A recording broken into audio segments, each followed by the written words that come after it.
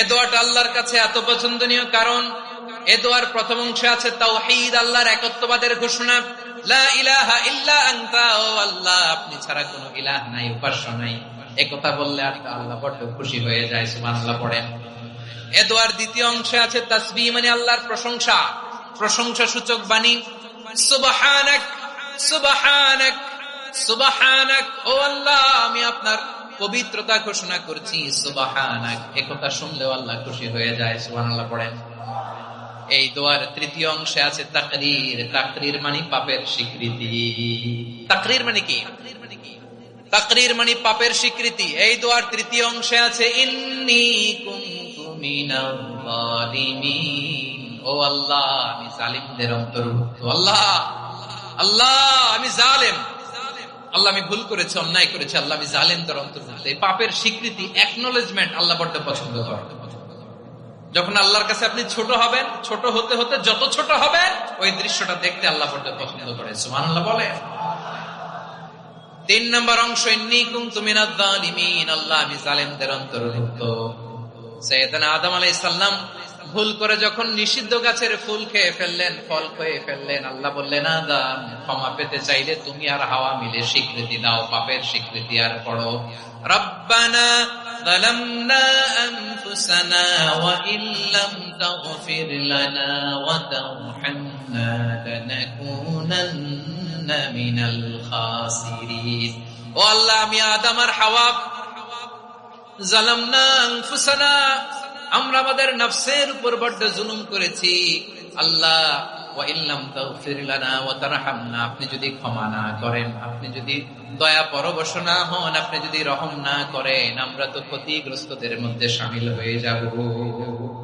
এই দোয়া করার সাথে সাথে সাইয়েদনা আদম আর হাওয়া আলাইহিস সালামকে ক্ষমা করে দিলেন কে?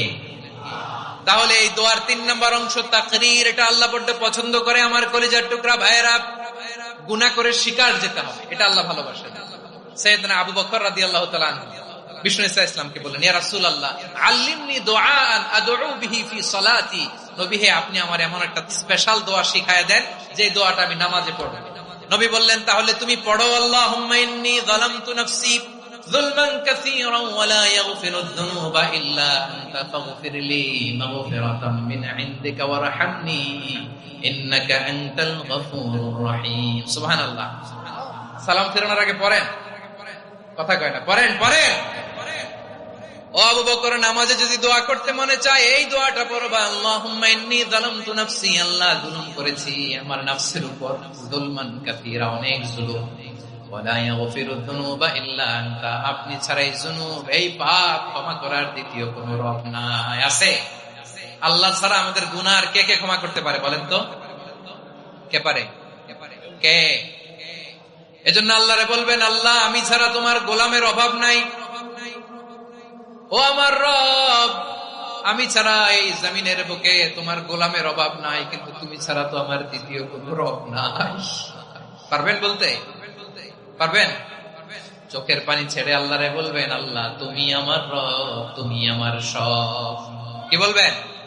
আল্লাহ আমারে রব। সবাই বলুন, আল্লাহ আমারে রব, দমে দমে তনু মনে তারি অনুভব, আল্লাহ আমারে রব। আল্লাহরে বলেন, আল্লাহ তুমি আমার রব, তুমি আমার সব। আল্লাহ আমি ছাড়া এই জমিনে তোমার গোলামের অভাব নাই, তুমি ছাড়া আমার দ্বিতীয় কোনো রব নাই। একথা বলে চোখের পানি ছেড়ে আল্লাহরে স্বীকৃতি দেন, আল্লাহ আমি পাপী, আল্লাহ জামিনে আমার চেয়ে বড় পাপী আর কেউ নাই। ওযু করে সিজদায় লুটিয়ে পড়ে চোখের পানি ছেড়ে আল্লাহরে পাপের স্বীকৃতি দেন, আল্লাহ এমন কোন জুলুম নাই, গুনাহ নাই আমি করি নাই, সগীরা কবিরা, জেনে না জেনে, ইচ্ছায় অনিচ্ছায়, শিরকি বেদাতি সব গুনাহ করেছি। আল্লাহ আকাশের নিচে জমিনের উপরে আমার চেয়ে বড় গুনাহগার আর কেউ নাই। চোখের পানি ছেড়ে আল্লাহরে বলেন, আল্লাহ আমি ছাড়া তোমার গোলামের অভাব নাই, তুমি ছাড়া আমার দ্বিতীয় কোনো রব নাই, তুমি ছাড়া তো কেউ আমার গুনাহ ক্ষমা করার নাই, তুমি আমার রব, তুমি আমার সব। বলতে পারবেন? এই তাকরীর আমার পটুয়াখালীর ভাই, এই স্বীকৃতিটা দেখতে আল্লাহ বড্ড ভালোবাসেন, কারণ আমরা সবাই গুনাহগার। আমরা সবাই কি? বিশ্বনবী বলেন কুল্লুকুম খাত্তাউন, বানি আদম, তোমরা সবাই পাপী। সবাই কি? সবাই পাপী। আমরা সবাই পাপী। আপন পাপের বাটখারা দিয়ে অন্যের পাপ মাপি। আমরা যে পাপী এটা ভাবতে মনে চায় না কারণ, খালি অন্যের পাপ দেখি আমরা। এটা ভুল। ওর এই পাপ, ও পাপী, ও জালেম, ও জাহান্নামী, এরকম একটা টেন্ডেন্সি। আমার যে কি হালাত এটার খেয়াল নাই। খেয়াল করতে হবে যে আমি সবচেয়ে বড় পাপী, ঠিক কিনা বলেন? পাপ করি নাই এমন কেউ আছি? হ্যাঁ আছি। কেউ না জানলেও জানে কে আমার পাপের ঘটনা? পৃথিবী না জানুক আমি তো জানি, আমি কি পাপ করেছি। ও আমার কলিজার টুকরা ভাইয়েরা, মাথাটাকে নিচু করে জীবনের সব গুনার ফিরিস্তিগুলো একটা একটা করে স্বীকার করে আল্লাহরে বলেন, আল্লাহ আমি পাপী। আল্লাহ আমার চেয়ে বড় পাপী এই দুনিয়াতে কেউ নাই। আকাশের নিচে জমিনের উপরে আমার চেয়ে বড় পাপী কেউ নাই। একটা একটা করে আল্লাহ স্বীকার করি আমি পাপী। সব পাপের স্বীকৃতি দিলাম। পৃথিবী না জানুক আমি তো জানি, আমি কি পাপ করেছি। হায় আমার পাপের করলে বিচার, বাঁচার আমার নাই উপায়। দয়াময় তুমি মাফ করো আমায়, মাফ করো আমায়। আল্লাহ তাআলা যদি দয়া করে আমাদেরকে মাফ না করে, আমাদের বাঁচার কোনো উপায় নাই। আপনি কি ভেবেছেন আপনার নামাজ দিয়ে আপনি জান্নাতে যাবেন? আপনি তাহাজ্জুদ গুজার, সেজদা দিতে দিতে কপালে দাগ ফেলেছেন, এটা আপনারা জান্নাতে নেবে না। আপনি এলাকার সবচেয়ে বড় হাতেম তাই দানশীল, এই দানের ভরসায় বসে আছেন। কশিন কালো না। আমাদের নামাজ, আমাদের রোজা, আমাদের ইবাদত, এগুলোকে মিজানের পাল্লায় উঠালে কোনো ওজনই হবে না। তবে আমাদের একটা কৌশল জানা আছে, আমরা আল্লাহর রহমতের ভিখারি। আমরা সেদিন আগেই গুনার স্বীকৃতি দিয়ে দেব। আমরা বলবো, আল্লাহ তুমি প্রশ্ন করার আগে তোমার একটা কথা বলি, আমারে কিছু জিজ্ঞেস করো না, আমি সব করেছি। এমন কোন পাপ নাই যে পাপ আমারে দিয়ে হয় নাই। তোমার রহমত দিয়ে তুমি জান্নাতে পাঠাবা, তোমার দয়ায় জান্নাতে যেতে চাই, আমল দিয়ে না। পারবেন বলতে? কিয়ামতের দিন আমরা বলবো, আল্লাহ আমার আমল দিয়ে জান্নাত চাই না, আমি তোমার দয়া দিয়ে জান্নাত চাই। তোমার দয়া ছাড়া আমার কোন উপায় নাই। কারণ আল্লাহ যদি বিচার করে বাঁচার কারো উপায় নাই। আল্লাহ যদি বলে ফেলেন তুই এটা করলি কেন, ওখানে গেলি কেন, কোরআনে 1000 বার নিষেধ করলাম তারপরেও এই পাপে জড়ালি কেন, এরকম প্রশ্ন ছুড়ে দিলে আমার উত্তর আছে? বাঁচার কোন উপায় আছে? রোজ হাসরে হে আল্লাহ আমার করোনা বিচার, করোনা বিচার, বিচার চাই না তব দয়া চাই, এ গুনাহগার করোনা বিচার। আপনার আমল দিয়ে জান্নাতে যাবেন? কি দিয়ে যাবেন? আল্লাহর দয়া দিয়ে। আল্লাহর রহম আর দয়া ছাড়া কেউ জান্নাতের চেহারাও দেখতে পাবে না। আমার প্রিয় ভাইয়েরা, এই দোয়া আল্লাহর কাছে পছন্দনীয় হওয়ার কারণ 3টা। দোয়ার প্রথম অংশে আছে তাওহীদ, আল্লাহর একত্ববাদের ঘোষণা। এই দোয়ার দ্বিতীয় অংশ আছে তাসবিহ, আল্লাহর প্রশংসা সূচক বাণী। এই দোয়ার 3 নাম্বার অংশ পাপের স্বীকৃতি। তাহলে আমরা সবাই গুনাহগার। আমরা আল্লাহর কাছে পাপের স্বীকৃতি দিয়ে বলবো, ও আল্লাহ ইন্নী কুনতু মিনাজ জালিমিন, আমরা জুলুম করেছি, পাপ করেছি, অন্যায় করেছি, আল্লাহ বুঝতে পারি নাই, শয়তানের ওয়াসওয়াসায় পড়ে, বন্ধুর পাল্লায় পড়ে, নফসের খায়েশ মিটাতে যে আল্লাহ করে ফেলেছি। তুমি গুনাহ না মাফ না করলে আমাদের গুনাহ মাফ করার দ্বিতীয় কেউ নাই, ঠিক কিনা বলেন? এভাবে অনুতপ্ত হয়ে যদি আল্লাহর কাছে দোয়া করেন, দেয়ালে পিঠ থেকে গেছে? কোন রাস্তা নাই বের হওয়ার, ওই মুহূর্তেও আপনাকে বিপদ থেকে উদ্ধার করবে কে? বিশ্বনবী চরম বিপদে পড়লে দুটা দোয়া পড়তেন। প্রথম হলো এটা, লা ইলাহা ইল্লা আনতা সুবহানাকা ইন্নী কুনতু মিনাল জালিমিন। এই দোয়াটা আমরা বেশি বেশি পড়ব প্রিয় ভাই। রাজি আছেন? সবাই আওয়াজ করে পড়ুন ইনশাআল্লাহ। আমার প্রিয় ভাইয়েরা, বিপদে পড়লে বিশ্বনবী আরো একটা দোয়া পড়তেন, লা ইলাহা ইল্লাল্লাহুল আযীমুল হালিম, লা ইলাহা ইল্লাল্লাহু রাব্বুল আরশিল আযীম, লা ইলাহা ইল্লাল্লাহু রাব্বুস সামাওয়াতি ওয়াল আরদি ওয়া রাব্বুল আরশিল কারীম। এই যে বললাম, রেকর্ড হয়ে গেছে। এখন তো আর ইনস্ট্যান্ট মুখস্থ না হলো, পরে মুখস্থ করে নেবেন। আল্লাহ ছাড়া কোনো উপাস্য নাই, তিনি সুমহান, মহা সহিষ্ণু। আল্লাহ ছাড়া কোনো উপাস্য নাই, তিনি সুমহান, আরশের অধিপতি। আল্লাহ ছাড়া কোনো উপাস্য নাই, তিনি আকাশের মালিক, জমিনের মালিক, তিনি সুবিশাল আরশের অধিপতি। সুবহানাল্লাহ পড়েন এই দোয়াটা। কেউ যদি পড়ে যদি এর ওসিলা করে দোয়া করে, তাকে বিপদ থেকে মুক্তি দেয় কে? মনে থাকবে আপনাদের? তাহলে বিপদের প্রথম ধাক্কায় কি যেন পড়তে হয়? ইন্না লিল্লাহ। তারপরে কি বলে আল্লাহর কাছে নিজেকে সঁপে দিতে হয়? দেয়ালে পিঠ থেকে গেলে লা ইলাহা ইল্লা আনতা সুবহানাকা ইন্নী কুনতু মিনাজ জালিমিন।